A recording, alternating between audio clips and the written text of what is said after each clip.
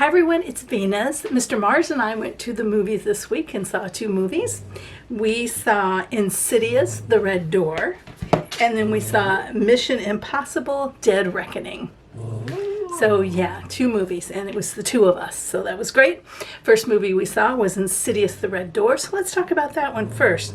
Now that's a scary movie, and it reminded me very much of a movie that I saw not too long ago, where the guy was a psychiatrist or psychologist, I'm not sure, and his family house was overtaken like by a demon, and this is not that, but similar in a way, and it reminded me a lot of that. And out of the two, I think I preferred the other one. But this one had quite a bit of scary moments. There were like 4 times I jumped, and once Mr. Mars jumped, that's kind of amazing. But basically, let's see what it says. It says, oh, and this is part of, let me back up. This is part of a franchise, I guess. There were other ones. This is Insidious, The Red Door, and it's a horror franchise. And at the beginning, it kind of had to not catch you up. Well, I did kind of catch you up, but it kind of did it through all the movie, different parts of it. So maybe if those parts it caught were in one of the other episodes, it would have been a little easier to follow. There were times in the movie that I couldn't follow it that well. By the way, this new pineapple beverage that I picked up at Aldi today is delicious. It's sparkling water with pineapple juice. Probably make it at home, but it's really good. It says, in Insidious, The Red Door, the horror franchise's original cast returns for the final chapter of the Lambert family's terrifying saga. See, I didn't know they've been through other stuff. To put their demons to rest once and for all. Josh and a college-aged Dalton must go deeper into the further than ever before. Didn't know there was a further before. Facing their family's dark past and a host of new and more horrifying terrors that lurk behind the red door. Yeah, it was pretty scary, I would say. I think that this movie would be the perfect movie if you had some teenage girls over for like a slumber party.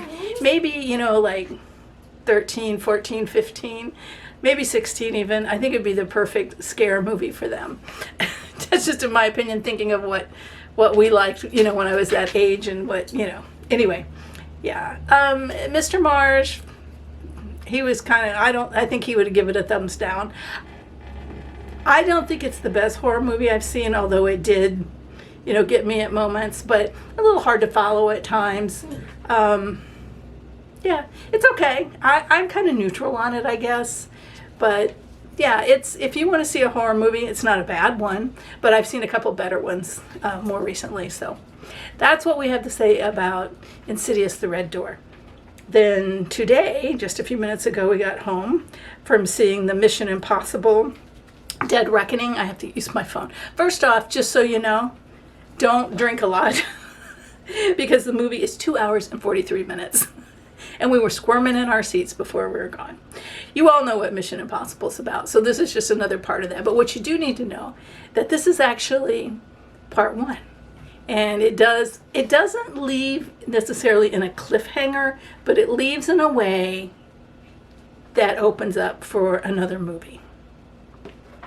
Yeah, so it's not that kind of cliffhanger like you're like, what? I think the Spider-Verse one was kind of more of a cliffhanger kind of ending, and people in the theater were not happy about it. But this one isn't that kind of cliffhanger. It just leaves a situation where, yeah, the story could continue. And after 2 hours and 43 minutes, I'm glad they decided to somewhere break the movie then. All right, so what does it say? It says in Mission Impossible, Dead Reckoning Part 1, Tom Cruise's character and his IMF team embark on their most dangerous mission yet, to track down a terrifying new weapon that threatens all of humanity before it falls into the wrong hands. With control of the future and fate of the world at stake, and dark forces from Ethan's past closing in, Tom Cruise's character, a deadly race around the globe begins. Confronted by a mysterious, all-powerful enemy, Ethan is forced to consider that nothing can matter more than his mission, not even the lives of those he cares about most. Okay, so I went there not wanting to like this movie. I'm not a Tom Cruise fan, and to me, Mission Impossible, John Wick, they're all the same kind of. It's not my genre. But actually, I did enjoy the movie, and it was. Jerry really liked it. Mr. Mars really liked it. So definite thumbs up from him, and I'm going to give it a thumbs up too. But anyway, it has a lot of tense moment, a lot of suspense. It's action almost from the beginning. The very beginning starts, and it goes on for a little while, and then it plays the credits. And that first part of it, I thought, I'm really not going to like this. And I was already, closing my eyes thinking I'll just finish out the nap I had started to take before we left for the movies. And but then after that, it quickly picked up and it had my attention. And so I never did close my eyes. But I did think about it in the very beginning. But after the credits are through, it doesn't stop after that. So yeah, it was very good that way. It was some beautiful scenery. You don't see a lot. You don't develop all those characters a lot because there's a lot of them that are coming in. But maybe they were developed in earlier Mission Impossibles. I think I might have seen 1 and 2, maybe 3. I don't know.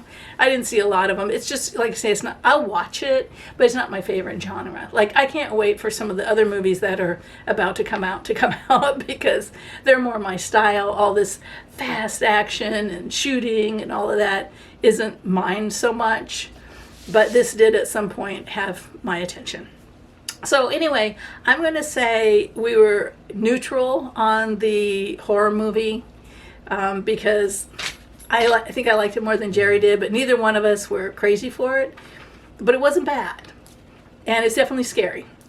And then the Mission Impossible movie, 2 thumbs up, 1 from each of us. So I see you at the movies. Have a good weekend. Bye-bye.